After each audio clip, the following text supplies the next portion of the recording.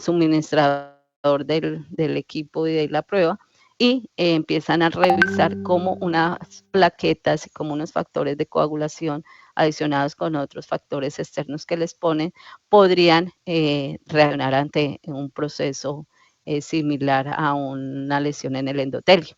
Entonces aquí vemos varias letras, la R, la K, MA, las ondas. Entonces lo primero es que se ve, es la primera formación, es el desarrollo del coágulo, luego la fuerza que puede tener el coágulo, luego la amplificación, que es como la parte más ancha y más gorda de toda la curva que se ve ahí, o de la forma o la figura que se ve, es básicamente cómo se estabiliza el coágulo, y ya cuando empieza a decaer estamos hablando de la lisis de este coágulo. Entonces, como se dan cuenta, viene desde la coagulación hasta la fibrinólisis. Todo esto se mide en este tromboelastograma, que es útil de pronto en pacientes que están en cirugía, que tienen algún problema en sangrado, se pueden hacer pues cerca al paciente, pero sobre todo para la actividad o tomar conducta directamente frente a la actividad de un paciente.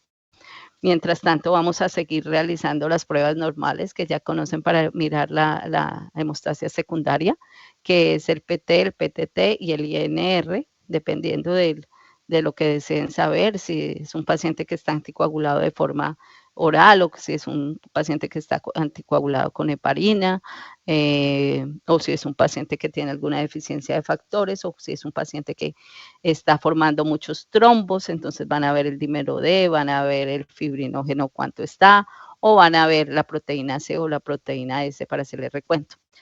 Con esto terminamos, queridos, y podemos empezar con las exposiciones de Juan Carlos, Omar y Alejandra, creo que son los que vienen ahora. ¿Listo? ¿Alguna duda, pregunta, sugerencia? Uy, ese tema es muy loco. Doctora, ese tema está muy difícil. Muy complicado esa vaina, mucha vaina. ¿Cuál? ¿El de la fibrinólisis, el de toda la hemostasia? Sí, Las dos últimas clases, sí. hemostasia. Bueno, después les paso unos enlaces que me parecen de un doctor bien importantes y chéveres de entender, para que repasen ustedes, y alguna literatura para que aclaren un poquito el tema, y si no, volvemos y nos sentamos y nos reunimos a hablar de eso un poquito. ¿Listo? Eso, nos vemos en la universidad. Listo, gracias. Tan chistoso, Luna. Bueno, entonces, ¿está preparado el doctor Juan Carlos, señor? Sí, señora. Sebastián. Cuéntame. Doctor, es que pues mi exposición duró 40 minutos. Yo por eso la subí 6 días antes. Oh, está loco. Ya está subida. Yo lo vi, yo ya la revisé, pero cuando ahora la hagas, pues puedes pasar ciertos temas más rápidamente. Por ejemplo, las células, pues ya sabemos cuáles son los leucocitos y los hongos y lo que podría tener fácilmente. Sí, hay bastante tema descrito en la diapositiva, pero pues puedes ir pasándola rápidamente. Recuerden que estas exposiciones son cortas. Voy a dejar de presentar esta para que Juan Carlos pueda cargar la presentación de él. ¿Listo? Sí, doctora, Mientras tanto, vamos a hablar. La mía no está en el área, doctora. Sí, es que la idea era esa, Juan Carlos. Básicamente, por ejemplo, tú tienes perfil hepático, pero no tienes todas las pruebas. Tienes solo bilirrubinas y tienes transaminasas, creo que es. Entonces, la idea es el hígado, es un órgano que hace esto, esto y esto, y se miden tales proteínas. Y la proteína, lo que me interesa es que sepan cuál es la bilirrubina conjugada, la no conjugada, dónde se puede aumentar. Y de pronto las transaminasas, las más importantes, que son la ST y la LT, qué hacen y dónde se encuentran, y como la relación importante, porque son exposiciones de 15 minutos básicamente, porque máximo, para que Sebastián se vaya ajustando un poquito. ¿Listo, Sebastián? Vale. Entonces vamos a empezar con Juan Carlos, con el primer perfil, que va a ser el hepático, y lo complementa el doctor Omar Amaya. ¿Listo? Listo. Bueno, buenas tardes, muchachos. Buenas tardes, doctora. Mi nombre es Juan Carlos. Les voy a exponer pruebas de función hepática, en sí, transaminasas y bilirrubina. Para empezar, vamos a dar una breve introducción del hígado. Entonces el hígado, sabemos bien que es un órgano, uno de los órganos más importantes que lleva a cabo muchísimas funciones bioquímicas, de síntesis, de excreción. Por ende, no hay una prueba que tenga la capacidad de detectar el estado de función total del hígado. Pero a estas pruebas que tratan de detectar este estado de la función se le denominan pruebas de función hepática.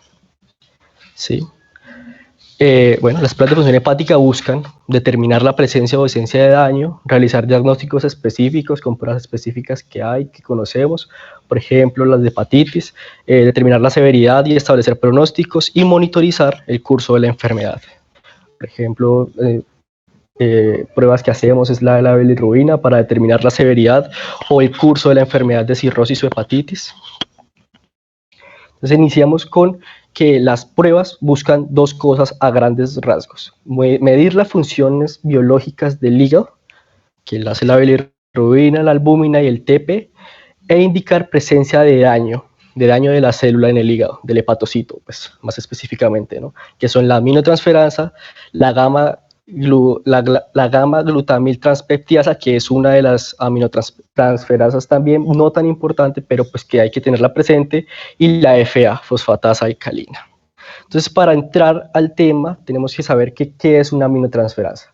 Las aminotransferasas son un conjunto de enzimas que transfieren el grupo amino desde un metabolito a otro para transformarlo, para cambiarlo a necesidad del cuerpo.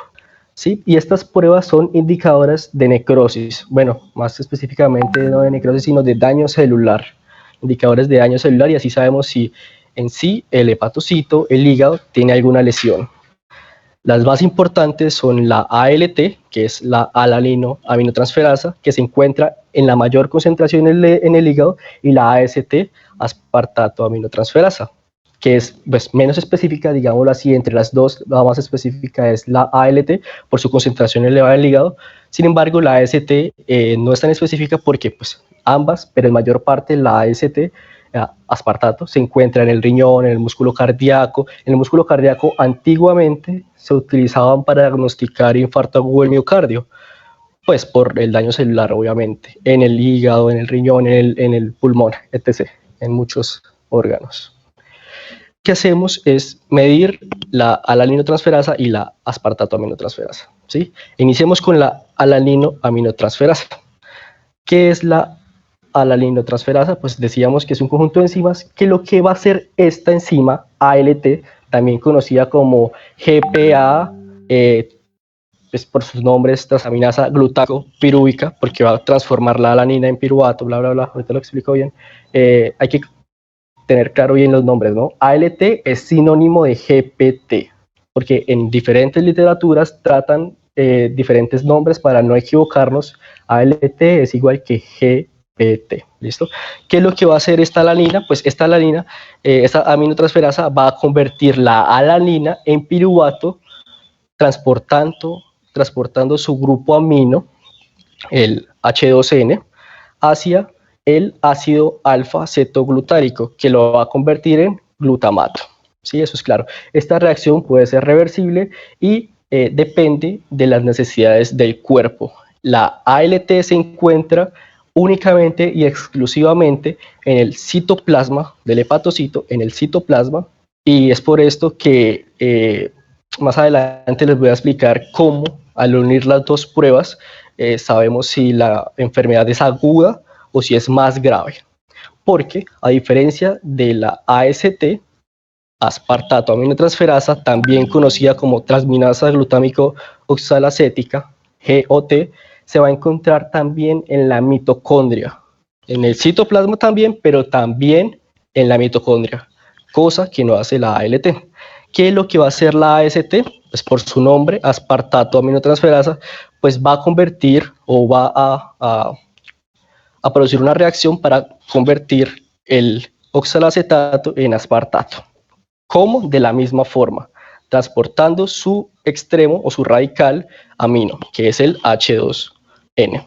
Entonces, mueve la aspartato aminotransferasa, mueve ese extremo del glutamato para convertirlo en alfa-ketoglutamato, y Al moverlo al oxalacetato lo convierte en aspartato. Importante, se me olvidó decir que estas funciones son muy importantes porque el piruvato, como sabemos bien, va a estar en función en el ciclo de Krebs, ¿no? Por eso es importante que un daño o un déficit de esta aminotransferasa va a ocasionar múltiples trastornos multiorgánicos, ¿no? Esto es lo que hacen las aminotransferasas a grandes rasgos, ¿no? Esto es lo que hay que saber. Ahora bien, uy, ¿qué pasó? Ya. Ahora bien, están viendo las diapositivas, ¿cierto, doctora? Sí, señor. Sí, Sí, señor. doctor, sí se están viendo. Sí, sí. Perfecto, perfecto. Es que hubo una parte que, bueno, listo. Entonces, el aumento, bueno, normalmente la cantidad de estas aminotransferasas pues están aquí. Recordemos, la ALT es la misma GPT y la AST es la misma GOT.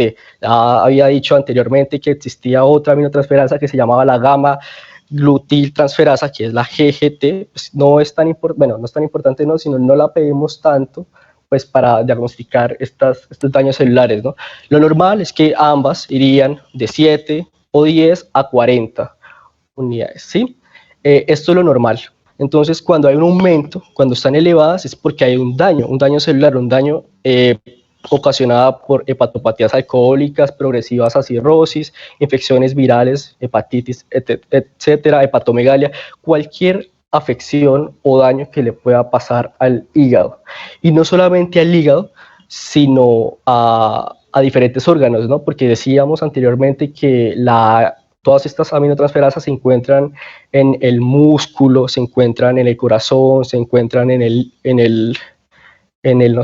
riñón, en el eritrocito, de hecho. Entonces, acompañar estas pruebas laboratorias de una buena anamnesis y un examen físico completo es ideal para poder diagnosticar, porque estas elevaciones de los valores también están presentes en la distrofia de Duchenne, en la distrofia muscular de Becker. Entonces, es importante realizar una buena anamnesis y examen físico, ¿sí? Y bueno, les decía antes que la combinación de las dos pruebas nos va a dar algo importante que se llama el cociente de Eritis. El cociente de Eritis es la división entre AST y ALT, ¿sí? El AST decíamos que es el menos específico, pero si se eleva es porque hay un daño mayor, un daño grave, porque se encuentra en la mitocondria, y para que esto pase, la célula ya tiene que estar en apoptosis. Es diferente que el daño celular solo sea de la membrana y que se pueda reparar, a que sea de la mitocondria y ya entre en apoptosis total, ¿sí? Entonces, para saber esto, vamos a dividir la AST y la ALT, y si es mayor a 1, decimos que el daño es grave, pero si es menor a 1, decimos que el daño es agudo o es leve, ¿sí? Entonces, en un ejemplo hipotético, un paciente nos llega le solicitamos los paraclínicos y nos da AST en 250 y el ALT en 100, entonces hacemos la división, nos da 2.5 y esto es mayor a 1, y esto nos dice que es una enfermedad grave. En este caso podemos divisar, esto es lo que debemos, pues como esperamos encontrar en un paciente con cirrosis atrófica, ¿sí? Un cociente de Eritis mayor a 1.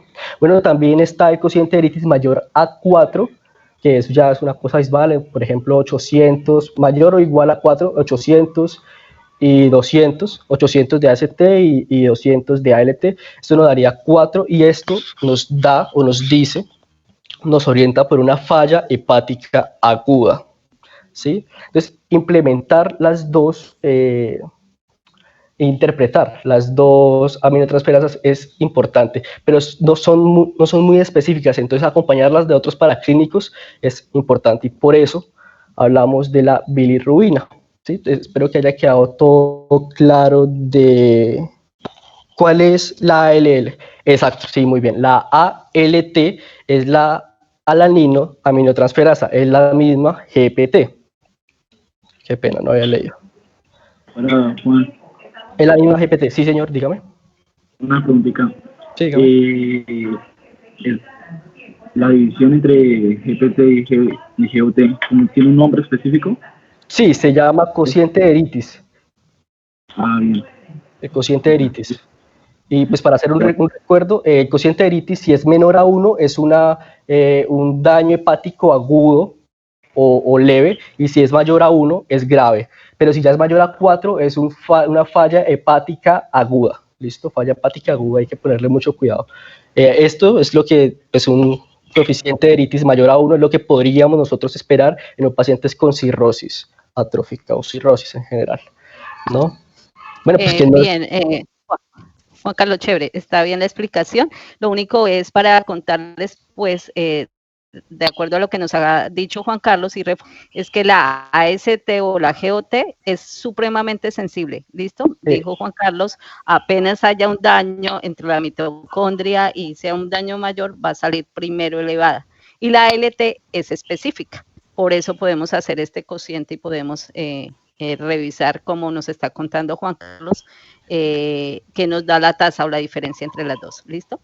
Listo, gracias. Bueno, eso sería hasta ahora. Pues bueno, chinchilla. Ahora vamos a hablar de la bilirrubina. Importante acompañar todos estos perfiles hepáticos, estas pruebas hepáticas, ¿no? La bilirrubina, ¿qué es? Entonces la bilirrubina pues es un producto final de la gradación del grupo M. Entonces les voy a explicar cómo se sintetiza la bilirrubina. La síntesis de la bilirrubina se divide en 3 pasos: captación, conjugación y excreción. Esto es a nivel hepático, pero pues sabemos que la hemoglobina está en el eritrocito tiene una vida aproximada de 120 días, a los 120 días sufre de apoptosis un pequeño grupo de células, o se va al vaso o al hígado y pues hace una degradación extravascular gracias a los macrófagos. Los macrófagos expulsan el grupo hemo, ¿sí?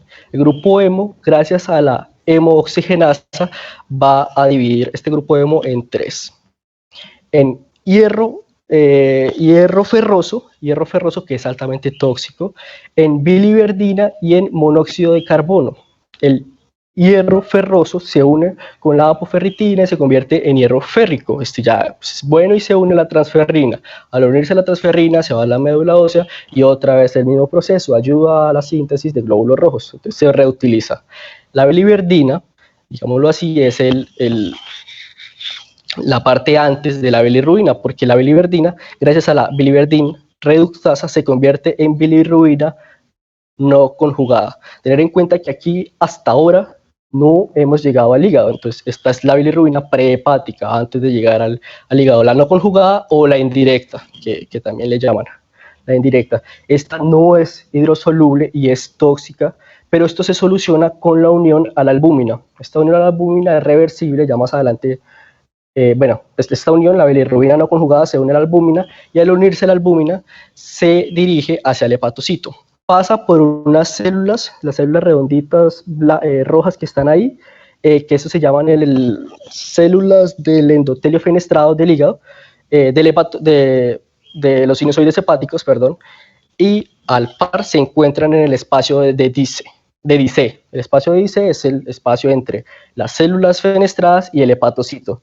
Aquí es donde se produce o se divide la unión entre bilirrubina no conjugada y albúmina.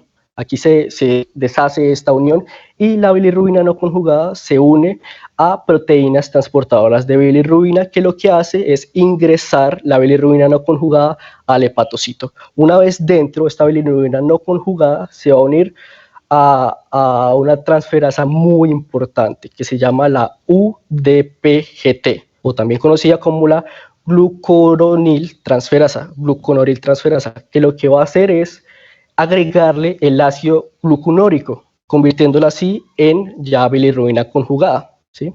Entonces recordemos, estamos en captación, que es cuando la bilirrubina no conjugada entra al hepatocito. Esa es la fase de captación. La fase de conjugación es convertir la bilirrubina no conjugada en conjugada, y la fase de excreción ya es la que viene, que es excretar esta bilirrubina conjugada hacia los canalículos los canalículos, hacia la vía biliar, básicamente, que se hace por medio de otra proteína, que ven ahí, que está encerrada en un círculo negro, que se llama la CMOAT, que es el Sistema Canalicular Transportador Multiespecífico de Aniones Orgánicos. Básicamente lo que hace es ayudar o cumple la función de excretar la bilirrubina conjugada dentro del hepatocito hacia afuera, hacia la vesícula donde se almacena y luego se excreta cuando se necesite, ¿no? Esa es la fase de excreción. Bueno, una vez en esta fase de excreción, pues, se dirige por todas las vías biliares y luego se une con el colédoco, se une con las otras vías, llega el colédoco con la unión del conducto pancreático y llega al duodeno. En el duodeno, esta bilirrubina conjugada se transforma en urobilinógeno por acción de las bacterias, ¿sí? en urobilinógeno. Y una parte de esta, el 80% de esta, se excreta mediante la estercobilina, que es la estercobilina es la que le da el color a las heces. Y un 20% se reabsorbe. ¿Se reabsorbe para qué? Para convertirse en urobilina, y la urobilina es la que le da el color a la orina, y la otra es la circulación enterohepática, que ya va a ser entonces bilirrubina conjugada pero unida a la albúmina, y esta es la bilirrubina directa que se encuentra en sangre. Bueno, este es el metabolismo, la síntesis de la bilirrubina a grandes rasgos. Pues a ver, no sé si tengan una pregunta, de pronto algo que quieran preguntar que me haya saltado, que no me haya entender. Bueno, entonces la bilirrubina directa... Esta vez la pregunté. Bueno, los valores totales va a variar, pero no va a ser mayor de 1.2, algunos dicen 1, otra literatura dice 1.1, pero no va a ser mayor de 1.2 miligramos decilitro. Recordar que la ictericia se presenta cuando la bilirrubina total es mayor de 2.4 miligramos decilitro, creo no recordar mal. La bilirrubina directa es de 0.1 a 0.3 miligramos, y la indirecta va a ser aproximadamente el 80% de la bilirrubina total. O sea, la bilirrubina directa es mayor que la bilirrubina directa. La bilirrubina indirecta es mayor que la bilirrubina directa. ¿Sí? Pues por obvias razones, ¿no? Porque es la que primero se sintetiza. Y saber esta diferencia es importante. Saber que la bilirrubina indirecta es mayor que la directa nos puede orientar hacia un diagnóstico u otro. ¿Sí? Indirecta 80%, directa lo que resta. Esto es. Ahora, ¿cómo nos puede orientar? Bueno, a grandes rasgos, la elevación de la bilirrubina puede estar dada a nivel prehepático, hepático o por poshepático. Ya más adelante les voy a explicar bien cómo es esto. Entonces, pues puede ser por ictericia, en ayuno prolongado, aumento de la bilirrubina directa como en la hemólisis, aumento de la bilirrubina directa o mixta por defectos de la excreción, bla, bla, bla. Sí. Bueno, pues va a estar disminuida esta bilirrubina por insuficiencia renal, por anemia ferropénica, ¿no? Y aplasia, pero no en hemólisis, ya les explico. Entonces, aquí vamos a hablar de las causas de hiperbilirrubinemia prehepática y hepática. Prehepática, que hace referencia a la alteración de la bilirrubina antes de llegar al hígado, que no tiene que ver ninguna alteración que lleve a la producción de bilirrubina no conjugada aumentada. Entonces, la prehepática es simple. Sabemos que la bilirrubina se encuentra, pues se produce por la degradación del grupo hemo, entonces va a haber un aumento de la bilirrubina cuando hay anemias hemolíticas, porque pues el glóbulo rojo se va a estar en constante hemólisis, pues va a producir mucha biliverdina, la biliverdina se va a sintetizar en bilirrubina gracias a la biliverdina reductasa, ¿no? Entonces, en anemias hemolíticas va a producir hiperbilirrubinemia, y esto va a ser una patología prehepática. Las hepáticas ya son las que les voy a nombrar aquí, que hay que entender las hepáticas, por eso les decía que si tienen alguna pregunta, entender las hepáticas, bien la síntesis. Entonces la hepática es que comprende las tres fases, la de captación, la de conjugación y la de excreción. Entonces hay unos síndromes. El síndrome de Gilbert es donde va a estar afectada la transferasa importante que les dije que era la UDPGT, que es la gluconiltransferasa, que va a permitir la unión entre heroína no conjugada y ácido glucurónico. Pues al no haber, o al estar disminuida esta transferasa, pues no va a haber la unión del ácido, entonces no se va a producir la bilirrubina conjugada. Y es por esto que va a haber un aumento de la bilirrubina indirecta, o sea, no conjugada, ¿sí? En este síndrome. Luego está el síndrome de Klinger-Najar, que es supremamente mortal porque no va a haber, en definitiva, va a haber un déficit absoluto de esta transferasa, de la UDP. Pues al no haber esta transferasa, pues no va a haber una síntesis. Luego ya está el síndrome de Dubin-Johnson, que no afecta o no está por esta transferasa, sino por la forma en la que se excreta. Entonces, les decía que la forma en que se excreta la bilirrubina directa es gracias a la CMOAT, que es el sistema canalicular transportador multiespecífico de aniones orgánicos. Pues entonces, al no poder excretar o al no poder sacar esta bilirrubina directa del hepatocito, se va a acumular. Y aquí vamos a poder ver un aumento de la bilirrubina directa, y es el síndrome de Dubin-Johnson, ¿no? Ya luego están otras patologías que ya no van a ser netamente hepáticas o que involucran la síntesis de la bilirrubina, sino ya va a ser otras cosas, como por ejemplo la litiasis biliar, que pues va a producir una colestasis, ¿no? Porque va a obstruir la excreción de la bilirrubina que está en los canales, en las vesículas biliares, los canales de la vesícula, neoplasias de la cabeza del páncreas, ya al producir una obstrucción mecánica de este canal, tumores de Klatskin. Los tumores de Klatskin van a estar ubicados aquí donde pueden ver, en la unión del conducto hepático izquierdo y el conducto hepático derecho. Ahí justamente donde está el conducto hepático común, ahí se le denomina el tumor de Klatskin. Y pues las atresias pues van a ser simplemente no formación de este canal hepático común, o sea, no va a estar este canal, no existe. Y pues a esto va a estar aumentado la bilirrubina directa, porque efectivamente sí se puede sintetizar, ¿no? Entonces, esto es lo que nos hace orientarnos hacia una u otra. Entonces, si tenemos una bilirrubina directa aumentada, pues vamos a descartar por completo enfermedades o síndromes como por ejemplo el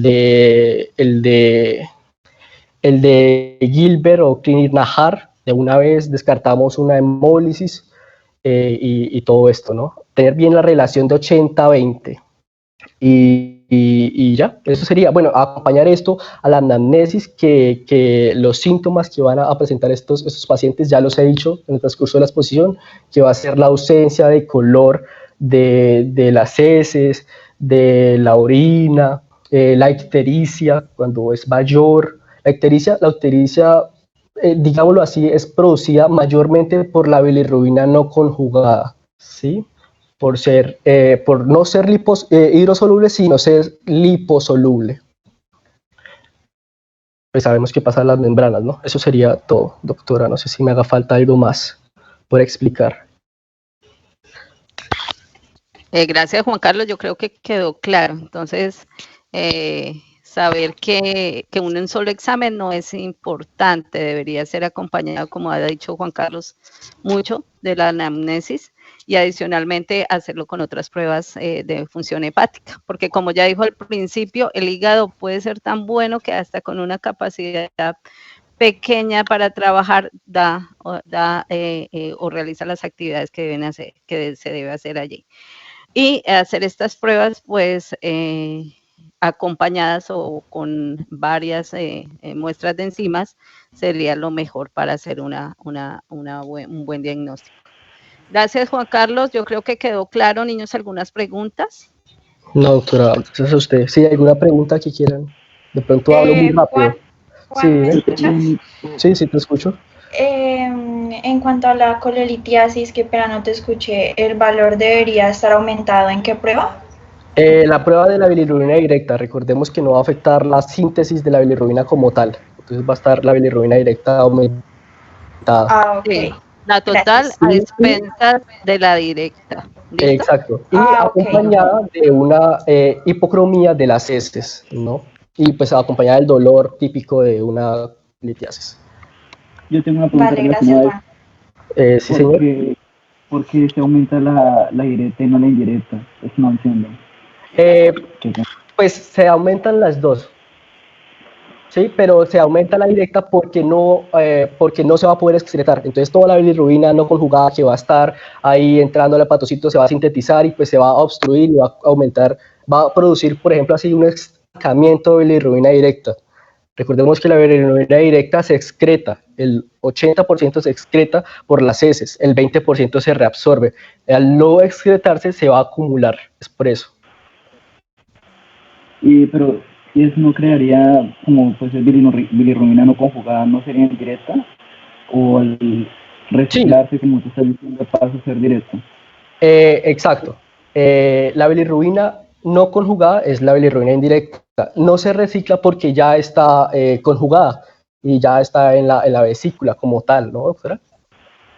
Sí, la idea es que no entendí bien la pregunta, pero entiendo que cuando hay obstrucciones están preguntando que si se aumenta la directa o la indirecta. Pues la que No. se aumenta. Sí, que se aumenta la directa, pero ¿por qué? ¿Por qué? Pues por la obstrucción. Por la obstrucción, ya se conjugó, los hepatocitos están normales, ya llevaba al cabo el paso del metabolismo normal, ya se unió a la enzima, y lo que pasa es que ahí es una obstrucción que no permite o que no deja salir la conjugada, por eso vamos a tener bilirrubina aumentada a expensas de la directa. Cuando el daño es por defecto en la producción, o sea, como nos contó Carlos que hay aplasias, ya sabemos que el 85% más o menos de la bilirrubina viene de la hemólisis o de los rompimientos de los glóbulos rojos, o cuando hay defecto en la incorporación o la captación de la bilirrubina o de el proceso de conjugación, pues la que se va a aumentar es la indirecta. Ok, esa característica es de una factora de la indirecta. De la indirecta, sí, pero pues en general de cualquiera realmente, pero cuando se manifiesta más rápido cuando hay una déficit o un aumento de la bilirrubina no conjugada, porque es inmediatamente que esta bilirrubina pasa a los tejidos. Ok. ¿Esa es la que es liposoluble? Liposoluble, pero no hidrosoluble y tóxica, ese es el problema. Por eso a veces produce prurito, entre otras cosas. Y adicional, recuerden que en los recién nacidos tenemos este problema de cuando hay una cantidad de hemólisis altísima o de rompimiento de glóbulos rojos, pues vamos a tener mucha bilirrubina y es tanta que no alcanza a ser conjugada y se aumenta la indirecta o la no conjugada. Y como dijo Juan Carlos, es súper tóxica y es la que nos da el famoso kernicterus en los bebés, ¿no? En los recién nacidos, que ya es una toxicidad a nivel cerebral. Pero igual, ictericia se define como o está relacionada con bilirrubina total aumentada. ¿A expensas de qué? De la indirecta o de la directa, dependiendo de cuál es. Como dijo Juan Carlos también, pues la indirecta es la que se aumenta más y es la que tiene mayor valor y entonces generalmente la que más se aumenta. Pero también podemos tener bilirrubina total a expensas de la directa. ¿Listo?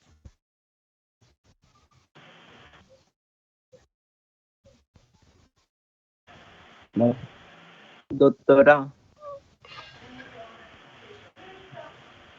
Señor. Para cada cirrosis hepática, el cociente de Deritis sería como el procedimiento adecuado. No. Así, porque según entendió Juan Carlos, era como medir el nivel de necrosis que puede llegar a tener el hígado. ¿La puedo responder? Claro, Sí. En cirrosis no es una prueba que se utilice, que usted dice tiene cirrosis, entonces le vamos a medir el coeficiente no, de Deritis. No eso para la cirrosis se utiliza la prueba de Child-Pugh, que mide la citis, la bilirrubina, el TP y la encefalopatía. A lo que yo iba es que en cirrosis hepática, si uno le va a tomar estos exámenes, uno esperaría que la AST fuera mayor que la ALT. Sí, por el daño, porque el daño es más grave, por la patología como tal. Listo. Gracias. De pronto ahora Omar nos puede ahora complementar con la gamma-glutamiltransferasa, que también se utiliza mucho para algunos tipos de cirrosis como las alcohólicas. ¿Listo, Juan Carlos? Muy bien, muchas gracias, muy amable. Bueno, doctora, usted. Esperemos entonces a Omar. ¿Omar existe?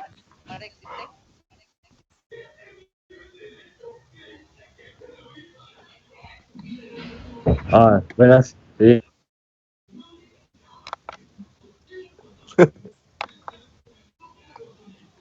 Ya vi que enviaste la presentación, Omar, por el grupo, entonces ya está listo para que la cargues. Doctora Maya, listo.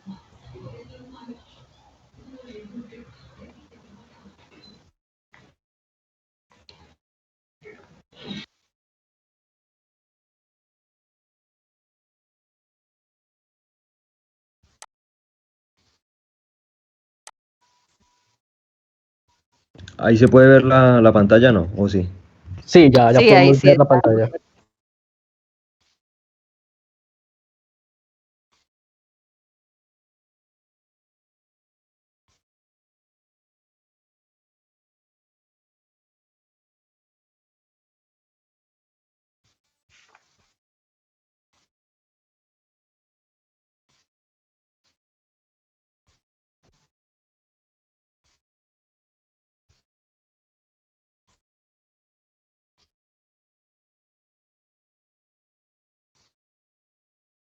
Tiene el micrófono apagado, Omar. Bueno, ya Chinchilla, no me silencie, hermano. Diego, no lo puedo creer. Bueno, entonces, como nuestro compañero Juan ya nos había explicado, las funciones del hígado ya nos quedaron bien claras. Entonces yo me voy a centrar en cuatro pruebas que va a ser la fosfatasa alcalina, la gamma-glutamiltransferasa. Estas dos van a estar ciertamente unidas. Vamos a hablar de la deshidrogenasa láctica y las colinesterasas. Entonces, pues, como nos decía nuestro compañero Juan, las funciones del hígado van a ser muy importantes. Sabemos de que es un órgano muy importante en nuestro organismo, el cual va a presentar ciertas metabolizaciones de lípidos, carbohidratos, va a producir la bilis, va a participar en los depósitos de sustancias, sintetizar proteínas, entre otras cosas. Entonces, ya más entrando en materia, vamos a hablar sobre la fosfatasa alcalina. Entonces, ¿qué es la fosfatasa alcalina? Esta va a ser una hidrolasa con muy poca especificidad de sustrato. Esta se va a encontrar principalmente en casi todos los tejidos del cuerpo, especialmente en un epitelio intestinal, en los túbulos renales, en el hueso, hígado y la placenta. Su localización celular va a ser en la membrana. Además, los individuos de los grupos sanguíneos que van a presentar B y O van a ser principalmente secretores de la isoenzima intestinal en los sueros. La fracción hepática de la fosfatasa alcalina va a ser termoestable en cambio a la fracción que proviene del hueso. Esta va a presentar un sistema reticuloendotelial y vesicular y termovial. Las 5 isoenzimas que vamos a presentar de la fosfatasa alcalina se van a diferenciar propiamente por su estructura molecular. Estas van a presentar algunas propiedades físico-químicas, antígenas y catalíticas. También debemos de tener en cuenta de que aparte de estas formas moleculares, la fosfatasa alcalina se va a poder presentar de diferentes formas atípicas, como va a ser la fracción biliar, que se conoce como fracción hepática rápida o alfa rápida, las formas de origen neoplásicas, que van a ser conocidas comúnmente como isoformas de Regan, de Nagao y de Kasahara, y otras formas muy comunes como la migración lenta, que van a ser principalmente de complejos moleculares de gran tamaño constituidos en sí por una enzima y una molécula de inmunoglobulina G.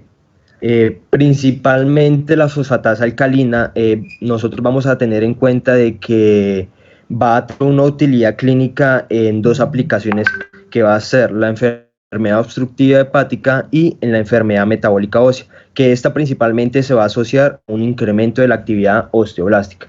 Entonces aquí podemos observar ciertos valores normales de la fosfatasa alcalina que vamos a presentar en nuestro medio.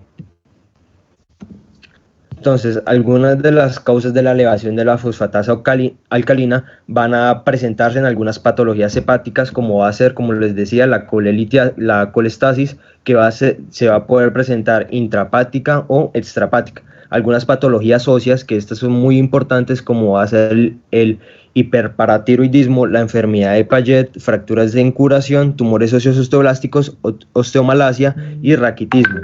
Y ciertas patologías intestinales o placentarias que van a presentar diferentes causas como neoplasias, infartos, hipertiroidismo, etc.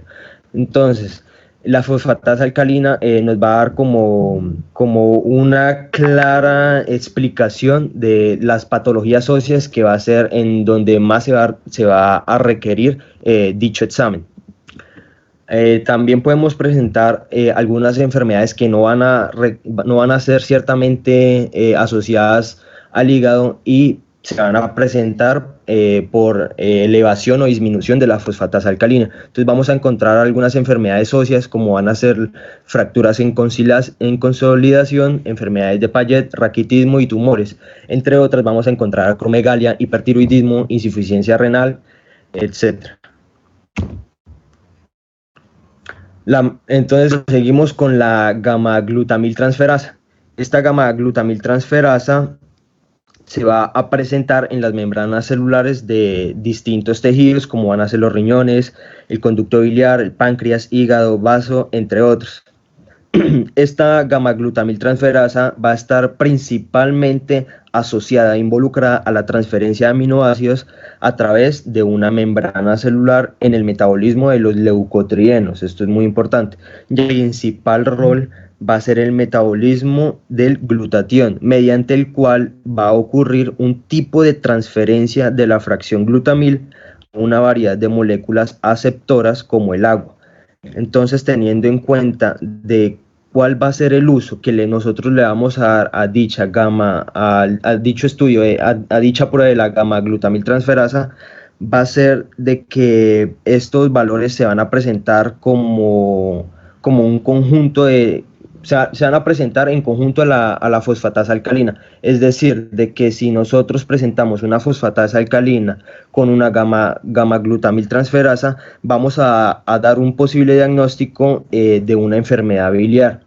Entonces, también debemos de tener en cuenta de que cuando nosotros presentamos una gamma-glutamiltransferasa elevada, se va a presentar una sensibilidad en la colestasis y una elevación paralela con la fosfatasa alcalina. Esta enzima va a ser más sensible a los problemas hepáticos producidos por el alcohol, es decir, la cirrosis o la hepatitis. Los valores normales de la gamma-glutamiltransferasa van a ser de 0 a 30 o 50 unidades por litro. Los niveles de la gamma-glutamiltransferasa superiores a los normales pueden indicar, como se les decía anteriormente, a las colestasis, hepatitis, cirrosis y tumores hepáticos. También se pueden ver con un aumento en las isquemias y las necrosis. Proseguimos con la deshidrogenasa láctica, que la deshidrogenasa láctica va a ser una proteína enzimática que va a actuar principalmente sobre los piruvatos y los lactatos, como una interconversión del nucleótido de adenina nicotinamida, que va a presentar su forma reducida como normalmente la DANH. De la deshidrogenasa láctica vamos a presentar 5 isoenzimas que van a ser la DHL1, que se va a encontrar de un 22 a un 36% de la actividad total, que se va a presentar en el miocardio y en los eritrocitos. La DHL2 se va a encontrar de un 35 a un 46% en el miocardio y en los eritrocitos. La DHL3 de un 13 a un 26% en tejido pulmonar. La DHL4 de un 3 a un 10% en los músculos estriado y en el hígado, y la DHL5 de un 2 a un 9% en el músculo estriado y en el hígado. Entonces, los valores normales de la de la fosfatasa alcalina van a presentarse en adultos de 5 a 150 unidades sobre litro. En los niños vamos a encontrar esta tabla que nos representa cuáles van a ser los valores normales de cada isoenzima de la fosfatasa alcalina. Entonces, algunas patologías que podemos encontrar asociadas a la elevación de la fosfatasa alcalina van a ser las anemias hemolíticas, las neoplasias, leucemias, trastornos hematológicos, enfermedades infecciosas, trastornos neumológicos, cuadros inflamatorios, padecimientos gastrointestinales, trastornos osteomusculares y la miscelánea. Y por último encontramos las colinesterasas, que vamos a encontrar dos tipos de colinesterasa. Vamos a encontrar una colinesterasa verdadera o acetilcolinesterasa eritrocitaria y una falsa colinesterasa, o conocida también como pseudocolinesterasa. La colinesterasa verdadera se va a encontrar principalmente en la sangre y en las sinapsis nerviosas, y la pseudocolinesterasa se va a encontrar principalmente en el hígado. La pseudocolinesterasa verdadera va a hidrolizar la acetilcolina a mayor velocidad, va a presentarse una ubicación en las altas concentraciones en terminaciones de los nervios colinérgicos centrales y periféricos, y va a presentar una actividad disminuyente en los casos de hemoglobinuria paroxística nocturna. Por otro lado, la pseudocolinesterasa va a ser de muy poca especificidad para la hidrólisis de la acetilcolina. Se va a encontrar principalmente en casi todos los tejidos. Ambos compuestos de las colinesterasas, estos van a catalizar la hidrólisis de neurotransmetilcolina sobrante, que se va a encontrar en el espacio sináptico, en la colina y en el ácido acético. Esta reacción va a ser necesaria para poder permitir que la neurona colinérgica retorne así a un estado normal de reposo después de dicha activación, evitando así una activación excesiva causada acetilcolina, que prontamente nos va a producir una sobreestimulación del efector, y como consecuencia vamos a encontrar propiamente un daño en la neurona o en el músculo. Entonces, en dicho caso, las colinesterasas, dicha prueba se va a usar más que todo para los pacientes que presentan algún tipo de intoxicación por manejo de algunos tipos de pesticidas, y vamos a encontrar los intervalos de referencia de las colinesterasa plasmática, que vamos a encontrar acá sus valores de referencia, y de la colinesterasa hereditaria, que van a ser estos valores de referencia. Y listo. Gracias, Omar. Aquí solamente para recordar, pues entonces la gamma-glutamiltransferasa, hecho como un examen solo, pues no es muy efectiva. La gamma-glutamiltransferasa sí se ha relacionado mucho, como dijo Omar, con problemas de cirrosis hepática, sobre todo por alcohol. Es muy sensible cuando hay daño en personas que han consumido alcohol. La fosfatasa alcalina, como dijo, habían varias isoformas, pero por ejemplo la renal solo aparece muy raramente en la orina, la placentaria por ahí en el primer trimestre de embarazo nada más, la intestinal de pronto después de comer, entonces nos quedaría la hepática y la ósea, que son las más importantes de medir, pero aquí tenemos como la pregunta si está alta o es hepática o es ósea. Por ejemplo, hay chicos que aumentan la fosfatasa alcalina en su edad de crecimiento porque pues están reconstruyendo sus huesos, entonces puede dar cifras altas sin que tenga ningún problema hepático, y el problema básicamente de igual que la DHL o la deshidrogenasa láctica, es que medir las isoformas es supremamente difícil y costoso. O sea, eso no es un examen de rutina. Mediríamos las totales, tanto de deshidrogenasa y fosfatasa alcalina. Entonces, cuando tenemos una fosfatasa alcalina alta de una persona joven o de un muchacho en crecimiento, que no tenga más enzimas altas o otras signos que nos parezcan que haya algún problema hepático, pues no podría ser tan directamente relacionado con algún problema a nivel hepático.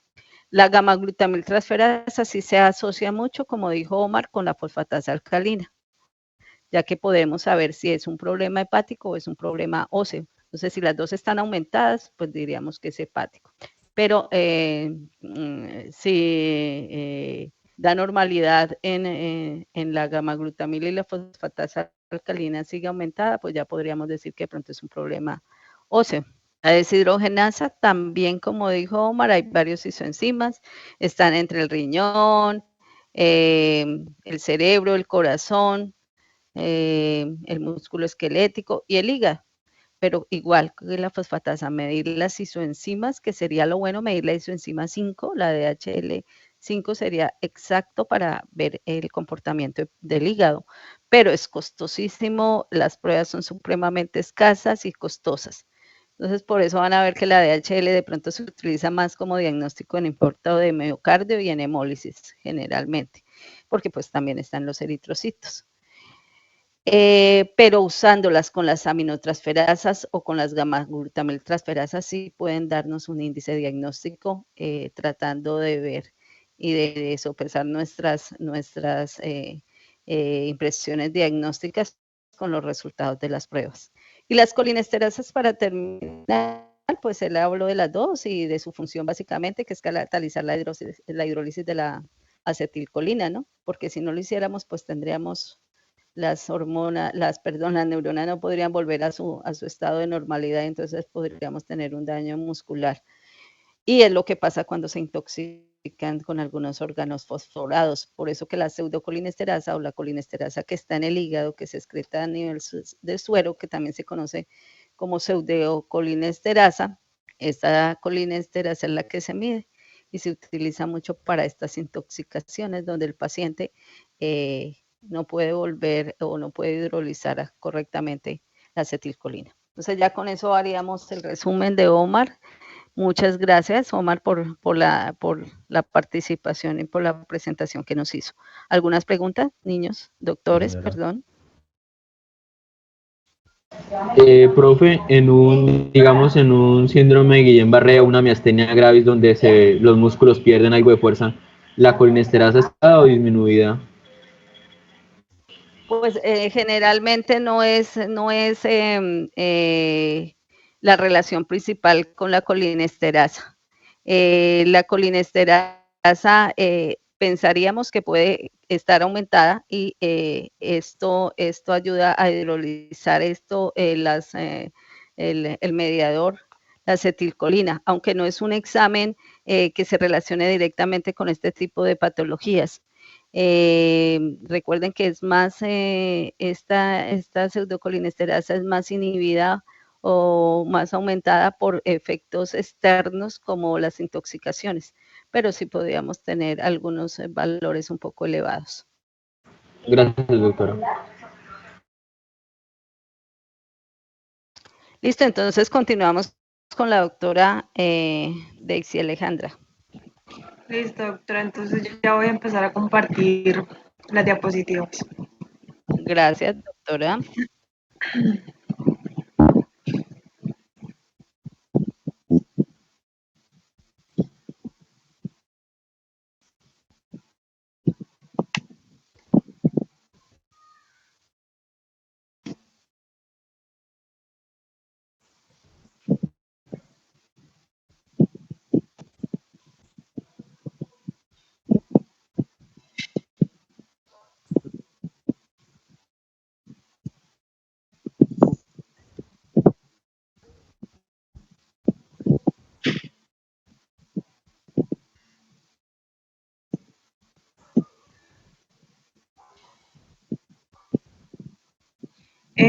¿Ya están proyectadas? ¿Ya las están viendo?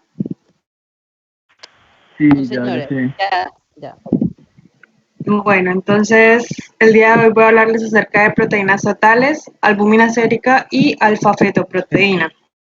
Entonces voy a comenzar hablando acerca de las proteínas totales, pero pues primero voy a dar una breve explicación acerca de las proteínas. Entonces, pues sabemos que las proteínas son unas estructuras que van a ser importantes para el funcionamiento del organismo y pues tenemos algunas como la albúmina, los anticuerpos, las enzimas y esos pues van a desempeñar algunas funciones como van a ser el combate de enfermedades, la elaboración de músculo, la regulación de las funciones del cuerpo, el transporte de sustancias y entre otras. Ahora sí, comenzamos con lo que son las proteínas totales, que pues es una prueba bioquímica, la cual sirve para medir la cantidad total de la proteína en plasma sanguíneo o suero. Entonces, ¿para qué es buena esta prueba o qué va a reflejar esta prueba? Entonces va a reflejar el estado nutricional de la persona, puede ser usada para el diagnóstico de enfermedades renales, hepáticas y de otras patologías. Y pues cabe resaltar que la proteína en plasma va a estar compuesta por albúmina y globulina. Entonces, tenemos algunos valores normales que van a ser en personas o de mayores de 3 años. Cabe resaltar que pues estos valores van a ser como una orientación, ya que pues va a depender del laboratorio que se tome la muestra. Entonces, de proteínas totales va a ser un valor normal de 6 a 8 gramos sobre decilitro, albúmina va a ser de 3 a 5 gramos sobre decilitro y globulina entre 2 a 4 gramos decilitro. Entonces, ¿cómo se ve? ¿Me puedes recordar la prueba? ¿Me puedes recordar el nombre de la prueba, Marcela? Proteínas totales. Gracias. Vale. Entonces, ¿cómo realizar esta prueba? Pues se va a tomar una muestra de sangre, se va a extraer sangre de la parte interior del codo o del dorso de la mano. Pues esta medición se va a utilizar... Esto se va a realizar en el suero y se va a tomar una muestra de sangre que normalmente va a ser necesario que la persona esté en un ayuno entre 3 a 8 horas antes de la prueba. Entonces hay que tener en cuenta que hay algunos medicamentos que pueden influir como en los resultados del examen. Entonces es importante que pues el paciente no deje de tomar sus medicamentos sin consultar al médico. Entonces ya el médico le dirá si suspende tal medicamento, si no lo suspende, o sea, así. Y pues que las mediciones de las proteínas totales pueden incrementar durante el embarazo.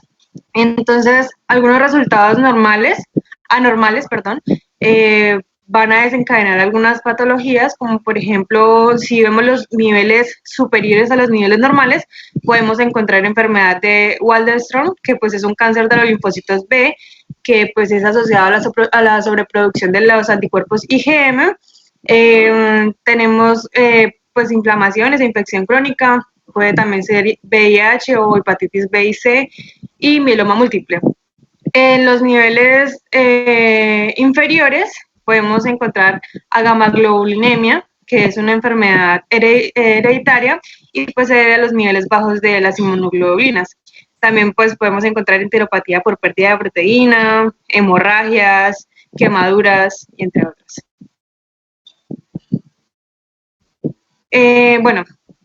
Como les mencioné anteriormente, en la prueba pues encontramos lo que es la globulina y la albúmina. Entonces vamos a exponer acerca de la globulina.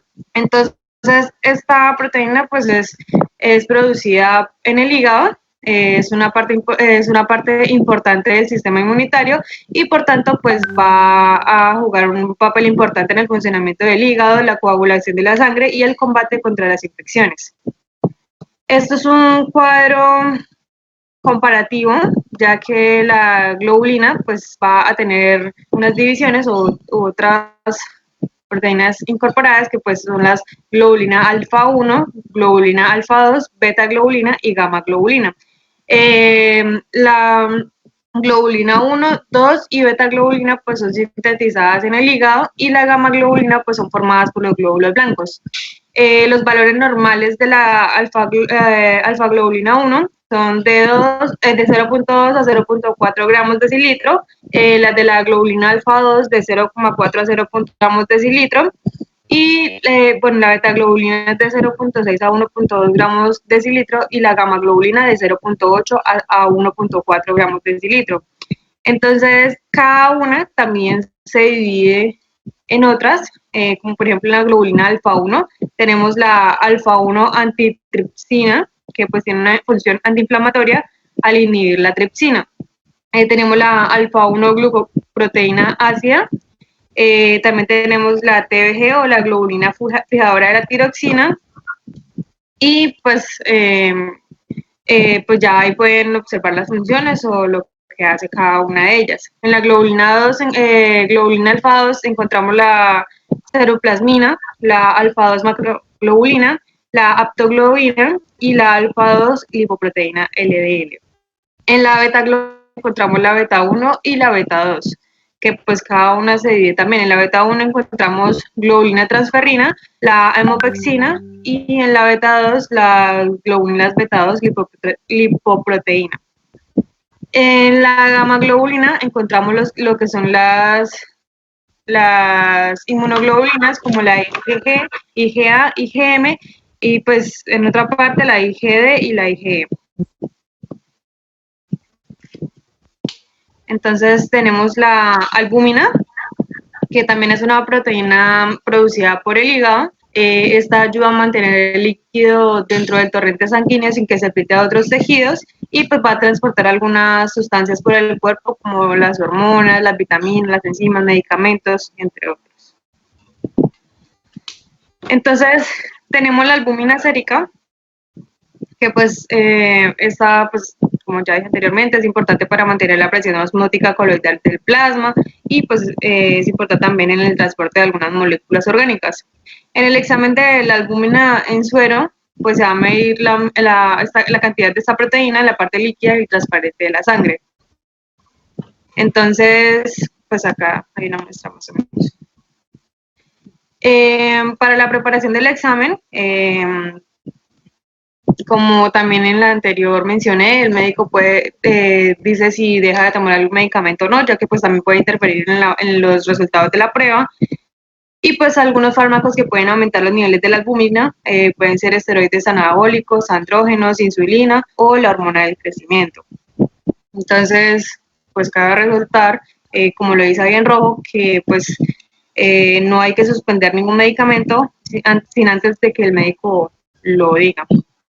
Entonces, los resultados anormales con un nivel de albúmina por debajo de lo normal, pues son un signo de enfermedades renales, enfermedades hepáticas, como la hepatitis, la cirrosis, que pueden causar una ascitis. Entonces, la disminución de la albúmina en sangre puede ocurrir cuando el cuerpo no obtiene ni absorbe los nutrientes necesarios o suficientes, como por ejemplo después de tener una dieta baja en proteínas, después de una cirugía, con la enfermedad de Crohn, y entre otras. Entonces, los resultados anormales, cuando tenemos el aumento de la albúmina en sangre, puede deberse a deshidratación, a cuando hay diarrea, cuando hay dieta rica en proteínas, cuando se deja mucho tiempo el torniquete puesto al sacar la muestra de sangre, y pues en este caso la albúmina va a disminuir durante el embarazo. Entonces se tienen algunos riesgos leves, porque pues en general para sacar la muestra no existe como tal un riesgo grave. Entonces pueden ser el sangrado excesivo, los hematomas, los desmayos o sensaciones del mareo, ya pues dependiente del paciente. Entonces tenemos la albúmina en orina, que pues este análisis se hace para detectar precozmente un daño renal en la persona con diabetes o con hipertensión. El análisis se hace pues anualmente, después de un diagnóstico de diabetes o hipertensión. La muestra se realiza a partir de una muestra de orina, pues durante un tiempo, digamos, puede estar la orina durante toda la noche o después de las 24 horas. Entonces, para esta prueba no se necesita ninguna preparación especial, sino simplemente es la orina. Entonces, ¿qué nos indica la orina en la orina? Entonces, la presencia de una pequeña cantidad de albúmina puede ser un indicador precoz de daño renal. Entonces, en la muestra de orina se puede medir tanto la albúmina como la creatinina y pues se establece posteriormente un cálculo entre ambas con el cociente albúmina-creatinina. Entonces, este cálculo pues nos va a permitir conocer con mayor exactitud la cantidad de albúmina que se pierde en orina. Entonces, más o menos es como la prueba. Entonces ya tenemos la alfa-fetoproteína, que pues la alfa-fetoproteína es una glicoproteína que ha sido considerada como un marcador oncofetal, y pues los marcadores tumorales son indicadores bioquímicos que pues que pueden ser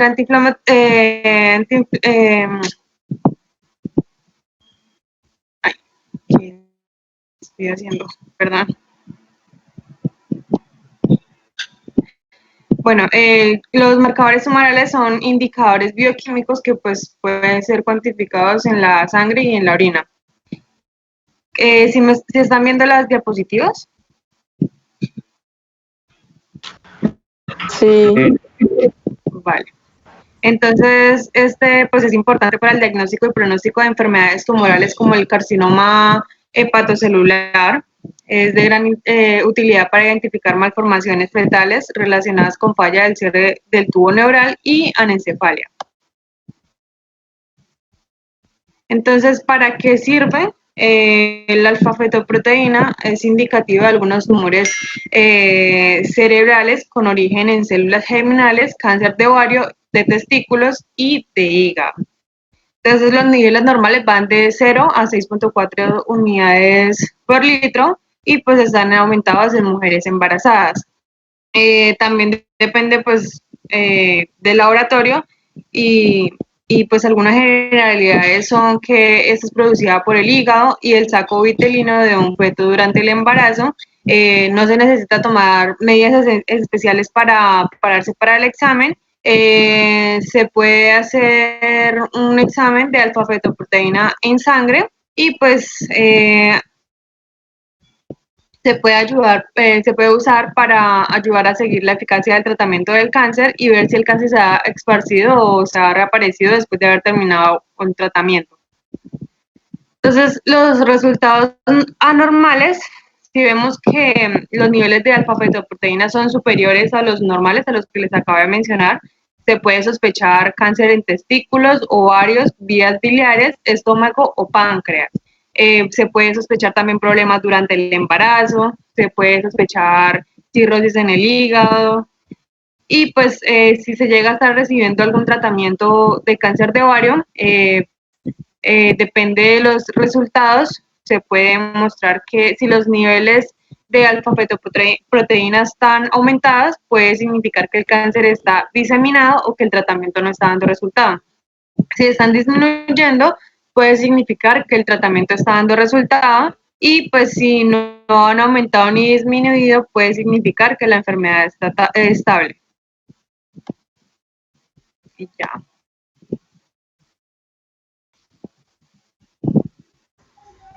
Gracias, Alejandra.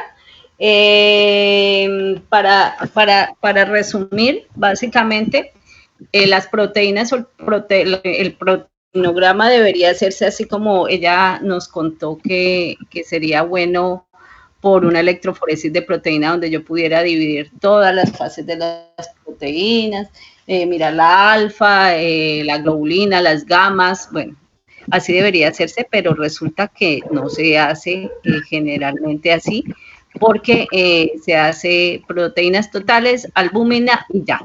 Eso es lo que se está contando actualmente en los laboratorios.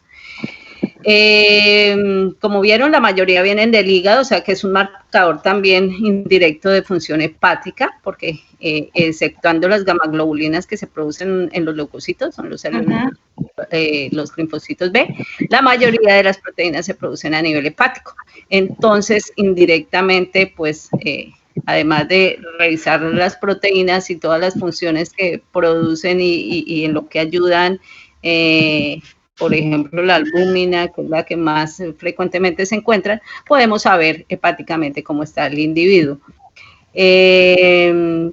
Y en cuanto a la alfa-fetoproteína, yo le había comentado a Alejandra, dejé el tema como mal puesto porque es más como un marcador tumoral. Exactamente. Parte de las proteínas propiamente dicho.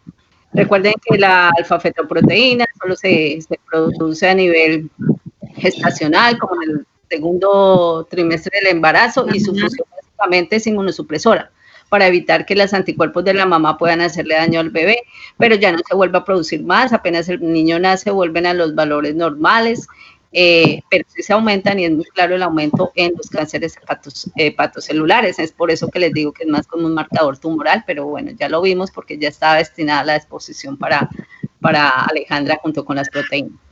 Entonces, queridos, creo que quedaron claros los temas, yo quedo conforme con las exposiciones.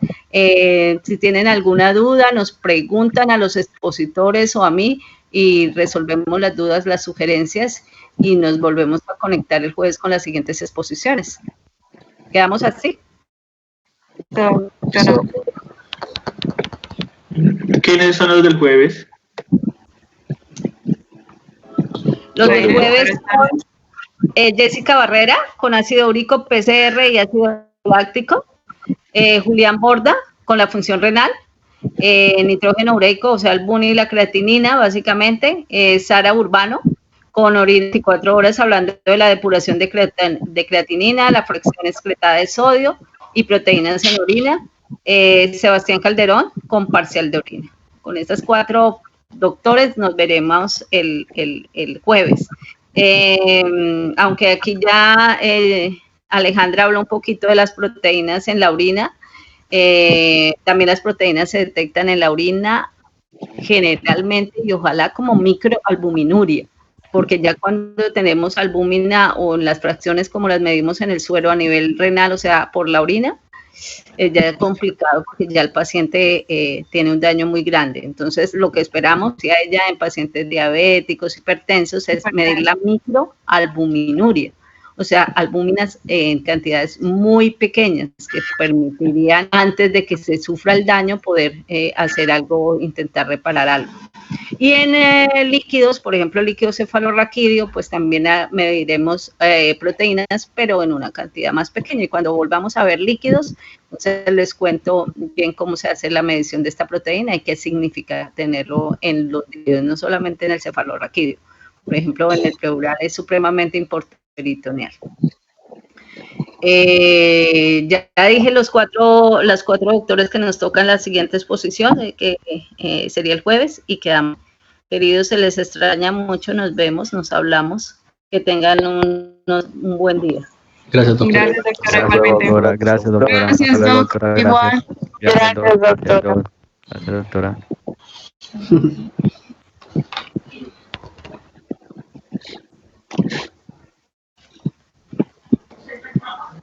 Ya se fue la doctora.